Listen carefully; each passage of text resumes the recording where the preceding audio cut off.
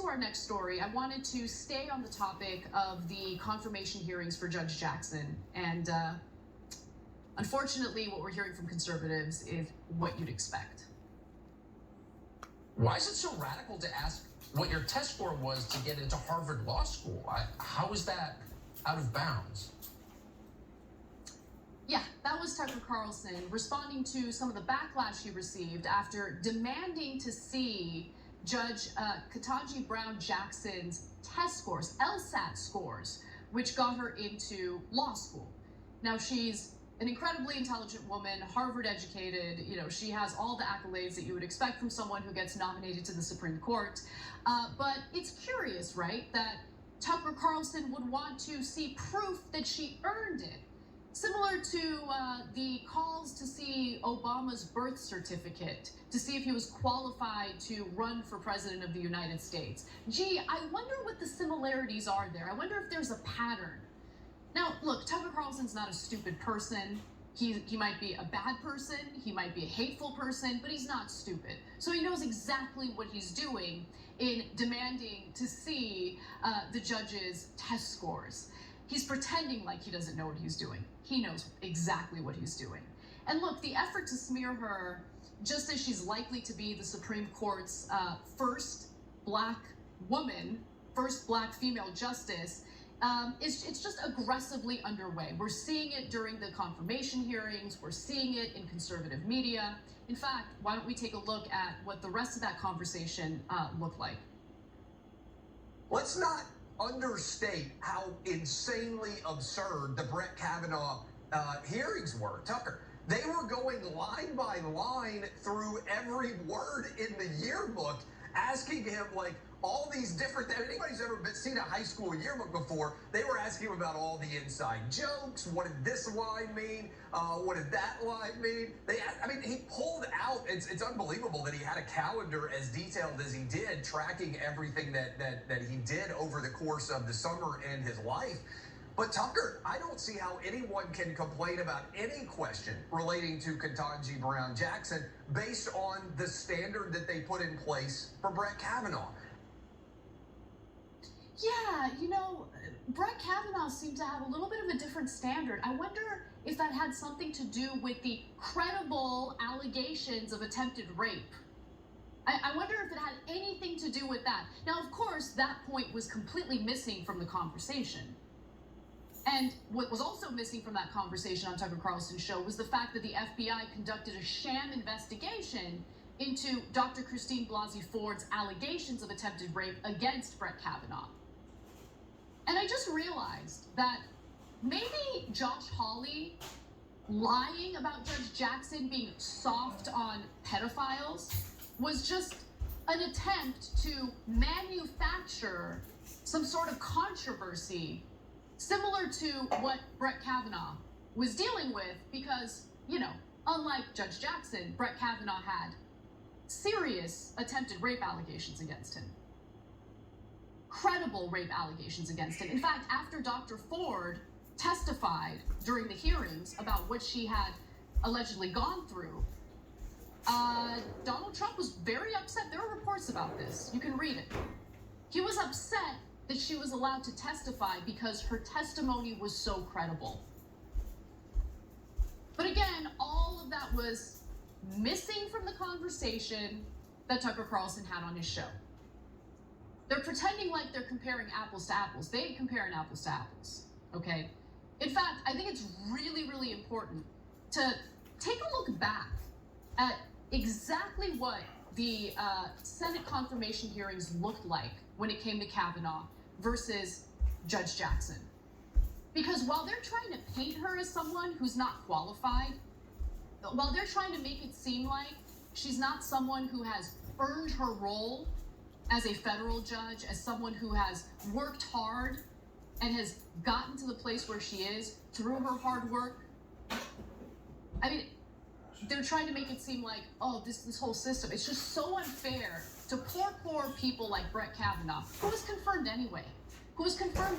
After the sham FBI investigation, after all of it, he got what he wanted, the right wing got what they wanted. He's confirmed, he's a Supreme Court justice now. But again, while they tried to make it seem like he was wronged in some way. He was the qualified one. Judge Jackson isn't the qualified one. All of that garbage. I just want you to take a look back at what the confirmation hearings really look like. I want you to compare the two. I went back, looked at the opening. Okay. I went back. I looked at the opening statements from Brett Kavanaugh, and then I watched the opening statement from Judge Jackson, and there were some differences, some pretty significant differences, and I wanted to bring that to your attention.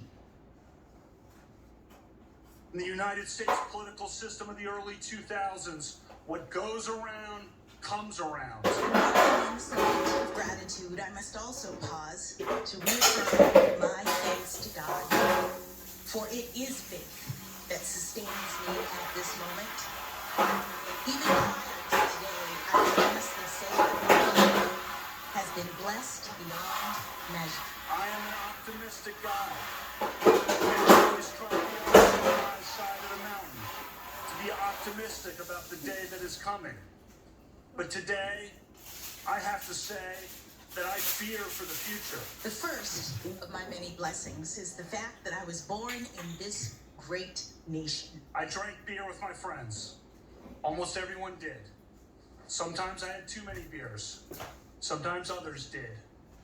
I liked beer.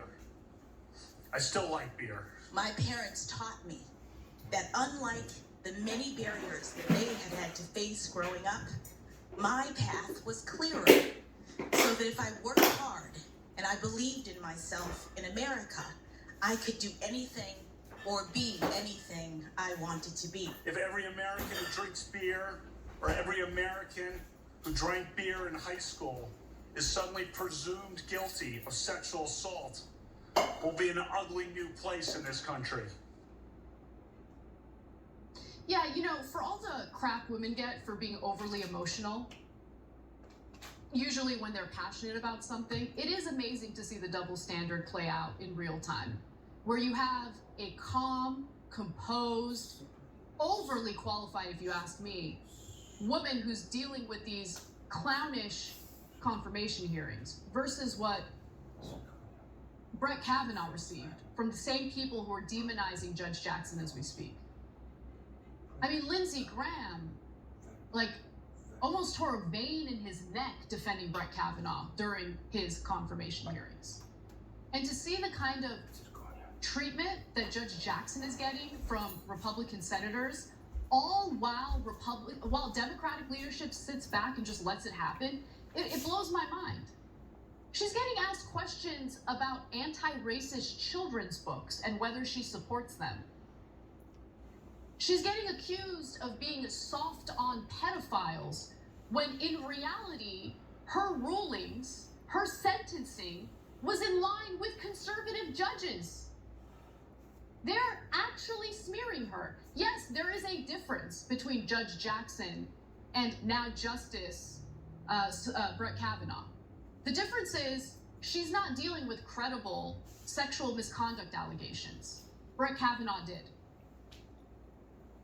She hasn't done a damn thing wrong, and there is no reason to question her qualifications to serve in this role. But as we all know, for people like Tucker Carlson, for someone who claims that, everything is just taken over by identity politics, all he does is focus on identity. Why is he going after her so hard? Is it because he genuinely has any problems with her past?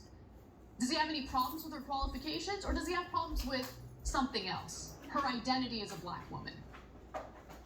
Now, what's fascinating is he's also trying to paint her as an elitist. He's trying to justify the deceptive, disgusting attacks that he has launched against her by saying, look, she might be black, but she's like all those affluent liberals out there. In fact, he says it during the conversation he had with that dweeb. Let's take a look at that. It's a Greta Thunberg play. It's like, we're going to bring someone on you're not allowed to criticize. I have to say, her views really seem like those of every affluent white liberal I've ever met. If you want a black candidate, I'm serious. I think the country would get better representation from, she's just a carbon copy of everyone in the neighborhood I spent my life in. Anyway, This is what happens, Tucker. They want cosmetic diversity, but Exactly. everybody to have the exact same opinions. No diversity of thought, diversity of appearance. It's scary. If you picked a rap star off the street, that person's views would more likely be closer to the views of the average American than the views of this woman. So do you guys get what I mean when I say Tucker's smart? He's a terrible person. But what he did right there is perfect for those who just want to attack Judge Jackson and then provide cover for their racism, essentially. No, I'm not attacking her because she's black. I'm attacking her because she's an elitist. Why? Can you be specific? What do you mean you're attacking her because she sounds like an affluent white liberal?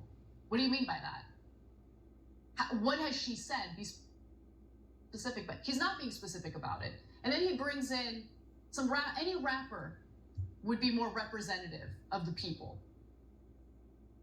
So when he mentions rapper, he knows that his audience is thinking black people. So this isn't really about black people. This has nothing to do with race. It has to do with elitism, I guess? I don't know. And this is what he says after having a conversation questioning her qualifications, questioning whether or not she earned a spot in law school. There's nothing more elitist than that, and racist. Let's keep it real. Anyway, we know what they're doing. I think most people who have 2 brain cells know what they're doing. I just feel terrible that Judge Jackson has worked this hard, has remained this calm throughout these hearings, and has to continue dealing with this circus. And it's frustrating that we're not hearing questions about things that actually matter to ordinary Americans. Instead, we're hearing about CRT, we're hearing about manufactured right-wing culture wars, and they're wasting not only Judge Jackson's time, they're wasting our time because they don't represent us. They never cared to represent us. It's all about political theater for themselves. And Democratic leadership won't shut it down. It blows my mind. Anyway, we gotta take a break. When we come back, John Ederle will join us, and we'll get to some more news, including who AIPAC is funding. Come right back.